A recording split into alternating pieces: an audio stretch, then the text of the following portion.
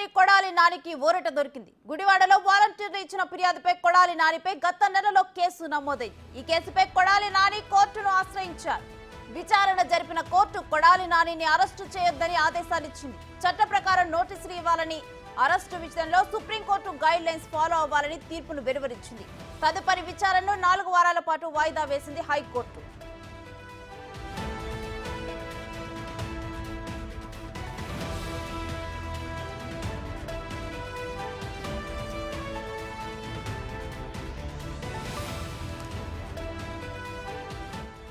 హైకోర్టులో మాజీ మంత్రి కొడాలి నానికి ఊరట దొరికింది. గుడివాడలో వాలంటీర్లు ఇచ్చిన ఫిర్యాదుపై కొడాలి నానిపై గత నెలలో కేసు నమోదైంది.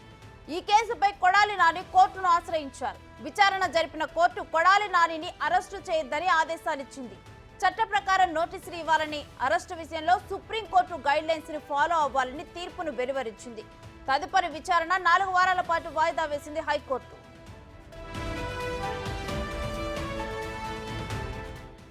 ఇక ఇదే అంశానికి సంబంధించి మరింత సమాచారం మా ప్రతినిధి మల్లికార్జున్ అందిస్తారు. మల్లికార్జున్, హైకోర్టులో అసలు ఎటువంటి వాదనలు జరిగాయి?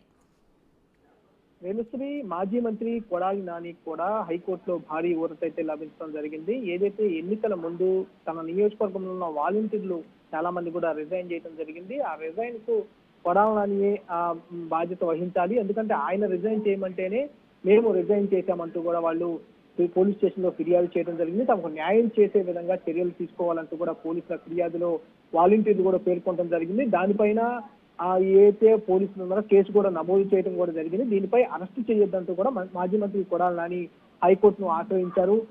తనకు ప్రమేయం లేకుండా వాలంటీర్లు ఎవరైతే రిజైన్ చేశారో వాళ్ళు తన పైన ఫిర్యాదు చేశారంటూ కూడా వాదనలు హైకోర్టులో వినిపించడం జరిగింది. దానికి సంబంధించి కొడాలి నాని ఏదైతే వాదనలు తన తరఫున న్యాయవాదులు వాదనలు వినిపించారో ఆ వాదనలకు కోర్టు అంగీకరించి కొడాలి నానికి అయితే ఊరట ఇవ్వడం జరిగింది. ఏదైతే అరెస్టు చేయవద్దని కూడా ఆదేశాలు జారీ చేసింది. అంతేకాకుండా సుప్రీంకోర్టు ఆదేశాల ప్రకారం 41A నోటీసులు ఇవ్వాలని కూడా పోలీసులకి ఈ సందర్భంగా హైకోర్టు కూడా ఆదేశాలు ఇవ్వడం జరిగింది. ఈ తర్వాత 4 వారాల తర్వాత మరోసారి ఈ కేసును విచారిస్తామంటూ కూడా ఇటు కొడాలి నానికి అయితే భారీ ఊరట అయితే హైకోర్టులో లభించని కూడా చెప్పుకోవచ్చు. ఎందుకంటే 2024 ఆ ఎన్నికల ముందు వాలంటీర్లు రాష్ట్ర వ్యాప్తంగా దాదాపుగా 2,28,000 పైగా కూడా వాలంటీర్లు ఆ రాష్ట్రంలో పనిచేస్తూ ఉన్నారు. ఆ ఎలక్షన్ సమయంలో కూడా ఏదైతే కేంద్ర ఎన్నికల సంఘం వాలంటీర్లను నగదు రహిత పథకాలకు దూరంగా ఉంచాలంటూ కూడా గతంలో ఆదేశాలు ఇచ్చిందో ఆ ఆదేశాలను బేస్ చేసుకుని దాదాపుగా 1,00,000 మందికి పైగా వాలంటీర్లు కూడా రాష్ట్ర వ్యాప్తంగా రిజైన్ చేసిన పరిస్థితి కూడా ఉంది. వైసీపీ నాయకులకు సంబంధించి ఆ రోజు పెద్ద ఎత్తున వైసీపీ నాయకులు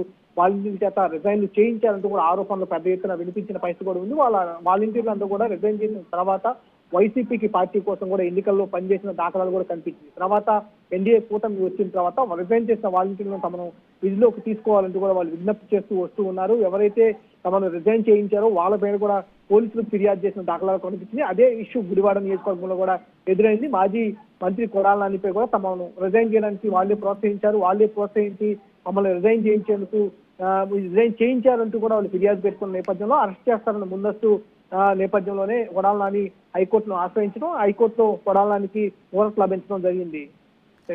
రైట్, థ్యాంక్ యూ మల్లికార్జున్.